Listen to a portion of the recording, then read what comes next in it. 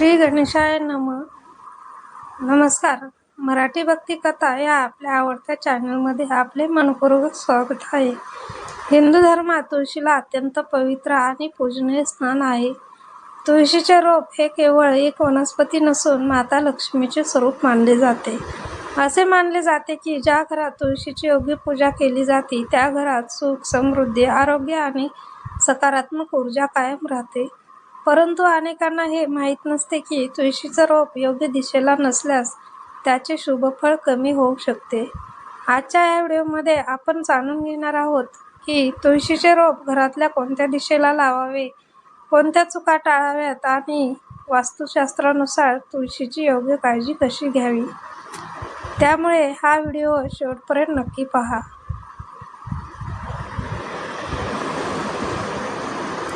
तुळशीला हिंदू धर्मात अत्यंत पवित्र मानले जाते. घराघरात तुळशीची पूजा केली जाते.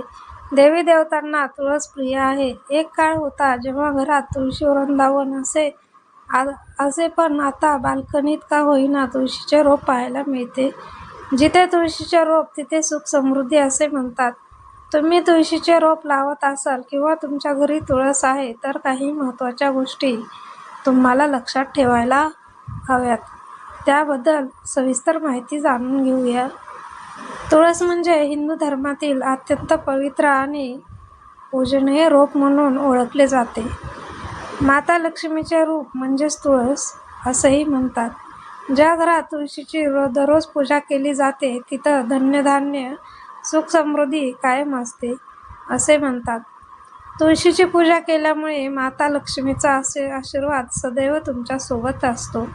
तुम्ही घरात तुळस लावत असाल किंवा तुमच्या घरात तुळस आहे तर त्या संदर्भात काय काळजी घ्यावी, ज्योतिषशास्त्रात काय आणि वास्तुशास्त्र यांच्या दृष्टिकोनातून काही महत्त्वाच्या गोष्टी लक्षात ठेवायला हव्यात त्याबद्दल जाणून घेऊया.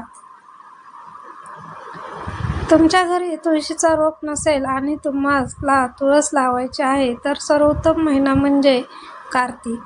जर कार्तिक महिन्यात तुळस घरी लावली तर माता लक्ष्मीचे आगमन होते असे म्हणतात. तुळस लावण्याचा शुभ दिवस म्हणजे गुरुवार. हा भगवान विष्णूंचा दिवस आहे आणि तुळस त्यांना अतिशय प्रिय आहे. तुळस अंगणात ठेवावी पण सध्या जागेचा प्रश्न यामुळे बाल्कनी, खिडकी किंवा छतावर तुळस ठेवू शकता.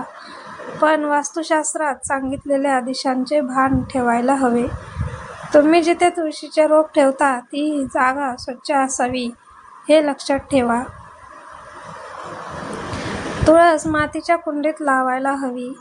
प्लास्टिकच्या कुंडीत शक्यतो तुळस लावणे टाळावे. तुळस लावल्यानंतर तिची नियमित पूजा करायला हवी. संध्याकाळी तुळशीला स्पर्श करणे वर्जित मानले जाते. एकादशी, रविवारी, चंद्रग्रहण, सूर्यग्रहण, अमावस्या या दिवशी तुळशीला हात लावू नये किंवा तुळशीची पाने तोडू नये. हळदी कुंकू लावून तुळशीची पूजा करतात. तुळशीला पाणी घालताना त्याचे कच्चे दूध मिसळून अर्पण केल्यास घरातील आर्थिक अडचणी कमी होतात अशी मान्यता आहे. तुळशीला पाणी अर्पण करताना 3 वेळा प्रदक्षिणा घाला. प्रथम सूर्याला जल अर्पण करा आणि त्यानंतर तुळशीला पाणी घाला. तुळशीची पाने गणपती आणि शिवशंकर यांच्या व्यतिरिक्त इतर सर्व देवदेवतांना अर्पण केले जाऊ शकते. तुळशी बुध ग्रहाचे प्रतिनिधित्व करते, ज्याला भगवान श्रीकृष्णानेच एक रूप मानले जाते. म्हणून तर तुम्ही पाहिले असेल तुळशी वृंदावनाला गेरूचा रंग देऊन त्यावर श्रीकृष्ण असे लिहितात. तुळशीला अनेक जण लाल ओढणी अर्पण करतात पण लाल रंग मंगळाचा असून तुळस तर बुध ग्रहाचे प्रतिनिधित्व करते. त्यामुळे तुळशीला श्वेत रंगाची किंवा निळ्या रंगाची ओढणी अर्पण करावी. वास्तुशास्त्रानुसार तुळस नेहमी घराच्या उत्तर किंवा उत्तर-पूर्व म्हणजेच ईशान्य दिशेला लावायला हवी.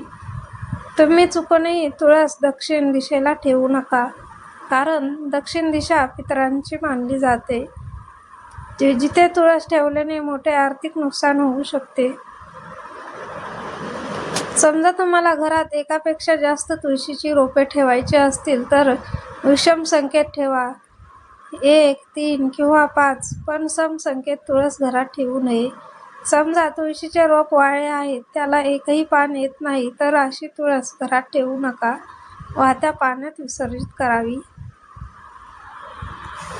अगदी छोटेसे तुळशीचे रोप नक्की घरात असावे. तुमच्या घरी तुळस असेल तर या महत्त्वाच्या गोष्टी लक्षात ठेवा, म्हणजेच काही समस्या कमी होतील, सुख समृद्धी नांदेल. तुळशीचे रोप योग्य दिशेला लावणे आणि त्याची श्रद्धेने सेवा करणे हे घरातील सुख शांतीसाठी अत्यंत महत्त्वाचे मानले जाते. वास्तुशास्त्रानुसार सांगितलेले हे नियम पाळल्यास घरात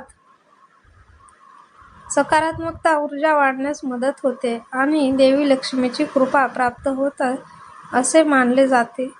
तुमच्या घरात तुळस कोणत्या दिशेला आहे?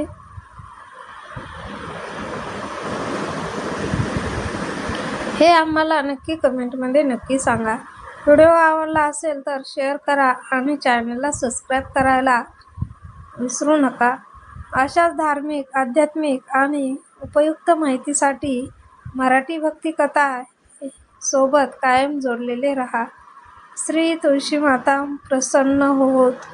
जय श्री हरी, जय तुळशी माता. श्री स्वामी समर्थ. जय जय स्वामी समर्थ. ओम नमः शिवाय. हर हर महादेव.